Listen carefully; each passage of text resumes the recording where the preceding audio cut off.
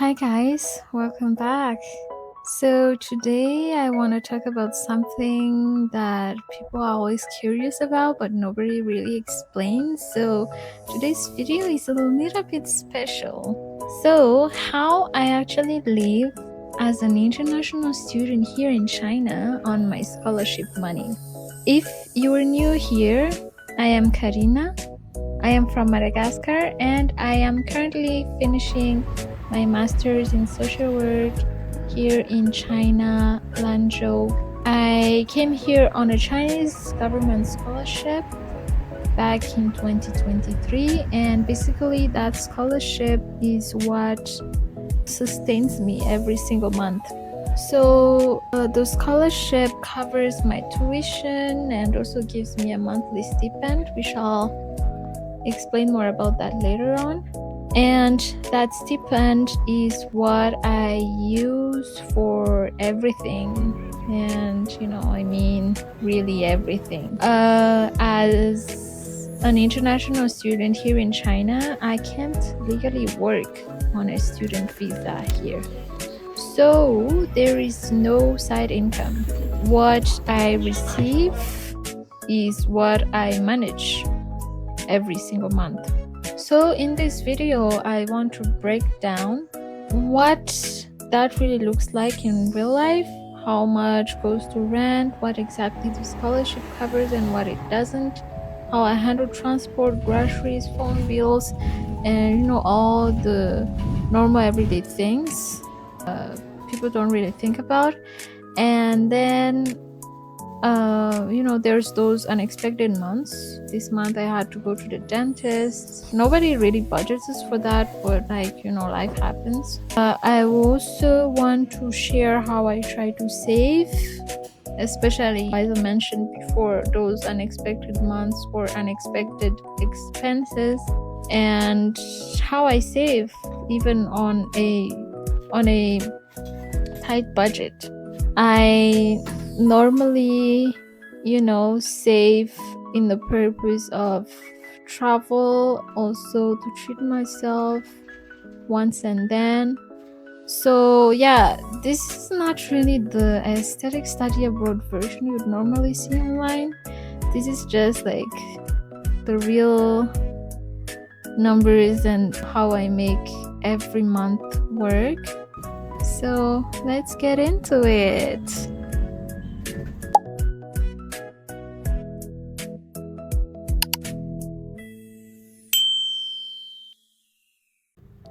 So let me explain a little bit more about the scholarship itself. First, as I said before, I am a master's student at Lanzhou University. It is actually one of the key universities here in China. So it's part of what they call Upper First Class Initiative, which basically means it's recognized nationally for academic excellence and research strength. It's very competitive to get into, especially as an international student on a full scholarship. But here we are. And I am here under the Chinese government scholarship, also known as the CSC scholarship.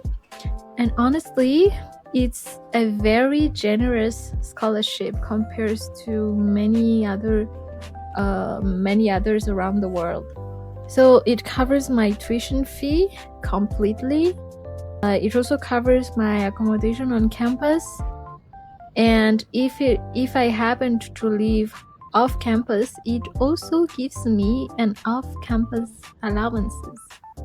So yeah, it is a huge relief because rent can be a major expenses.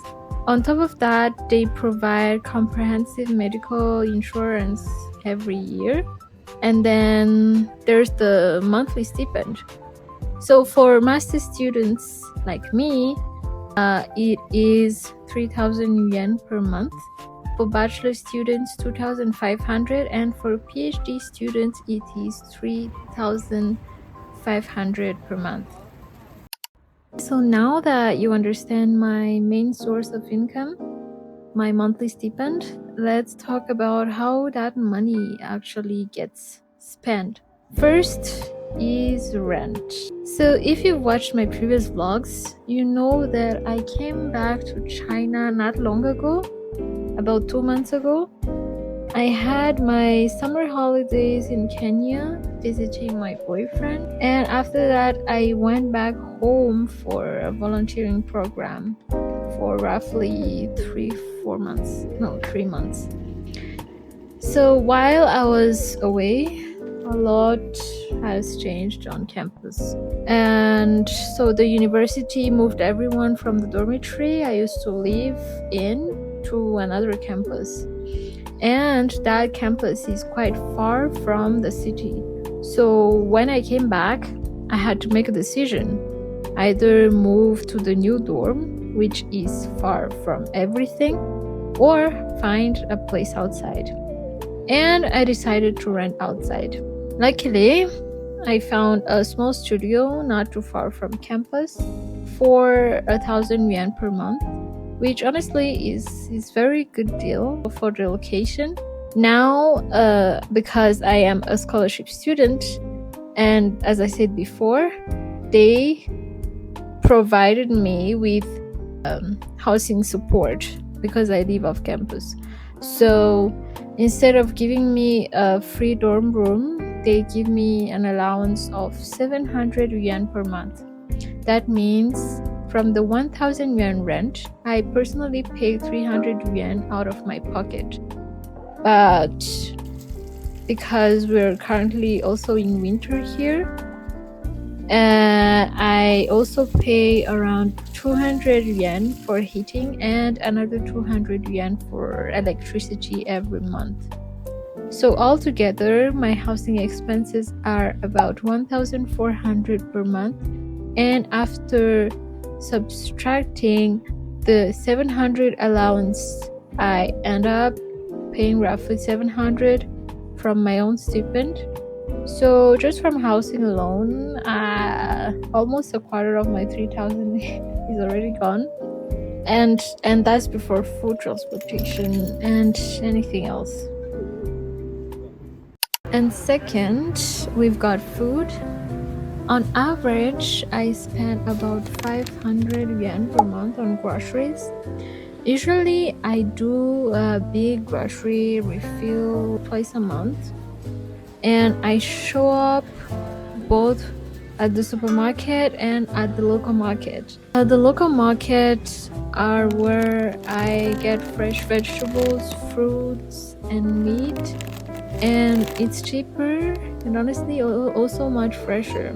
And then from the supermarket, I buy the things that I cannot get from the local market, like tissues, toothpaste, cleaning supplies, etc. One important thing you should know about me is that I cook, and I cook a lot. Right now, I cook about twice a week. I don't know if that counts as an official meal prep, but I definitely cook in batches. I prepare enough food to last me several days, and I even make my own snacks sometimes.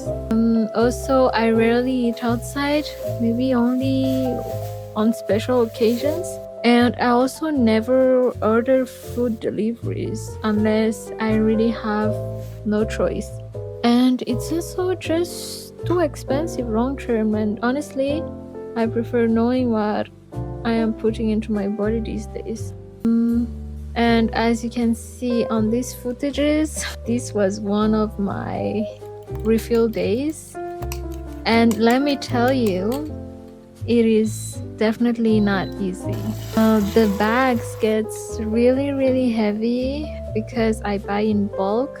By the time I get home, it really feels like I've done a full workout.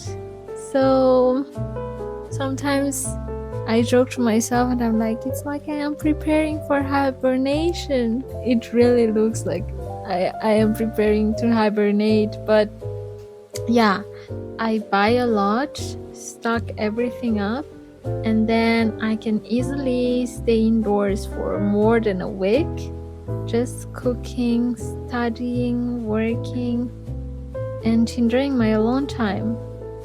I don't know if anyone else here is like that, like me, but for me, that's actually very peaceful. I really enjoy my alone time. Now let's talk about transport. The good thing about living in China is that public transport is actually very affordable and so convenient. So I mostly use the public bus or the subway to get around. For the bus, it's super simple, 2 yuan every time you hop on. It doesn't matter how far you go. And for the subway, it depends on the distance. But I think it's still pretty cheap because every single time I took the subway, it never exceeded 4 yuan. So I think that's pretty cool.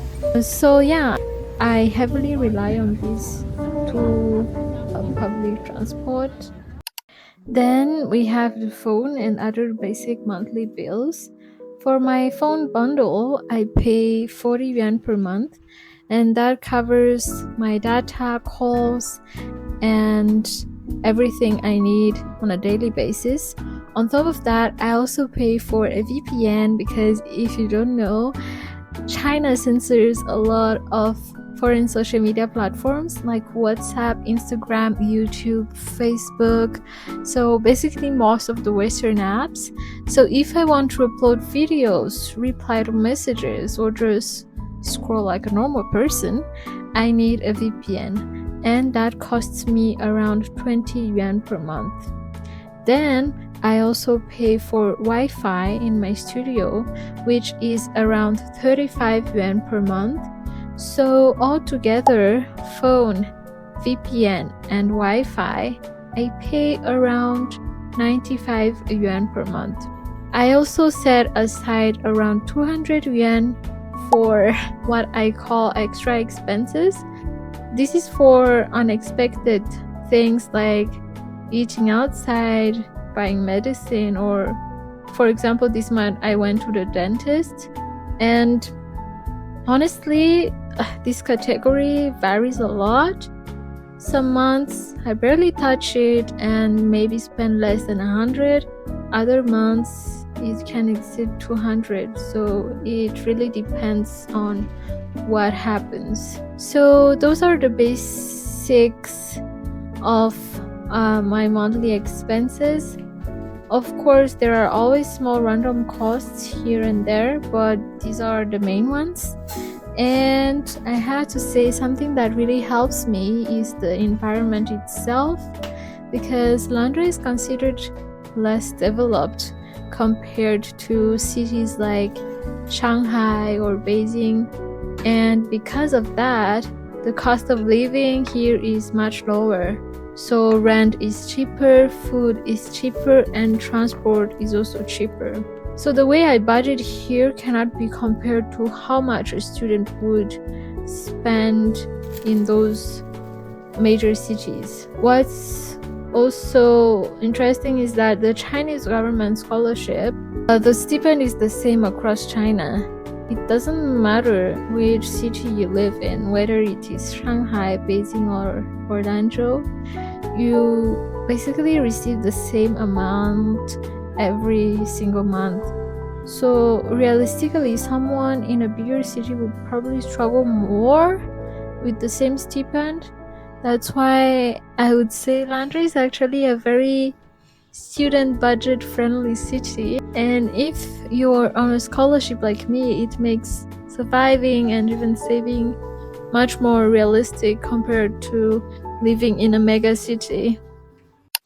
And so after all those expenses, I am still able to save around 30% of my stipend every month, sometimes even more. And I think the biggest reason is simple. I cook, and I cook a lot. So cooking my own food saves me a lot of money. And if you're planning to study in China, or honestly anywhere abroad, please learn to cook, because the temptation here is real. It's so easy to order food online, Everything is fast, convenient, and delivered straight to your door.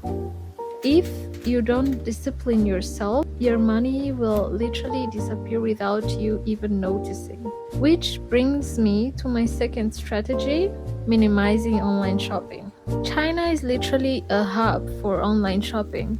You can get anything: clothes, shoes, appliances, random gadgets, often at a very cheap price. Apps like Pinduoduo makes everything look affordable. And when I first arrived in China, I used to shop online a lot. It felt so easy, it felt cheap, and that's how I slowly got addicted. But over time, I had to learn to control myself. Now I only buy things that I genuinely need, and especially now that I am paying extra to live off campus, I've drastically reduced my online shopping habits. When it comes to saving, I personally don't use a separate saving account. I just manage everything from one account and stay conscious of my spending. But I know some people need a separate saving account to stay disciplined, and that's completely fine. You just have to know what works for you. And finally, I think what really helps me save is having something to look forward to. As some of you may know, I'm in a long distance relationship, and we've been doing long distance for almost 3 years now. And when my boyfriend was still in China, we would both save and look forward to traveling together during winter and summer holidays. Now that he's back in Kenya, we just make sure we see each other at least once a year. That alone motivates me to save. The same goes to, seeing my family. So when you attach your savings to something meaningful, not just, saving for the sake of saving, it just becomes easier. So for me, it's not just about surviving on a budget, it's about being intentional, it's about discipline, and it's about remembering why I am doing this in the first place. So basically, when you break everything down, rent, utilities, food, transport, phone, Wi-Fi, VPN, and a small buffer for unexpected expenses, my monthly basic expenses comes to around $200 a month. And that's how I manage it. It's not about doing anything extreme. I just cook most of my meals, limit unnecessary online shoppings, use public transport, and just stay mindful of where my money goes. And that's really it. Of course, some months are heavier than others, like when I have medical expenses or travel, but overall, the system has been working for me. So, if you were wondering whether it's possible to live on that amount as a student in China, yes, it is, especially in a city like Lanzhou, but definitely requires discipline and planning. I hope this breakdown was helpful and gave you a clear idea of how the numbers actually look like. And if you have any questions about scholarship, budgeting as a student, or living in Lanzhou, leave them in the comments. I'm always happy to share what I know or talk more about my experience. And also, if you are interested in student life abroad, budgeting tips, weekly vlogs, or just following my journey here in China, make sure you subscribe so you don't miss the next video. And thank you so much for watching, and I'll talk to you in the next one.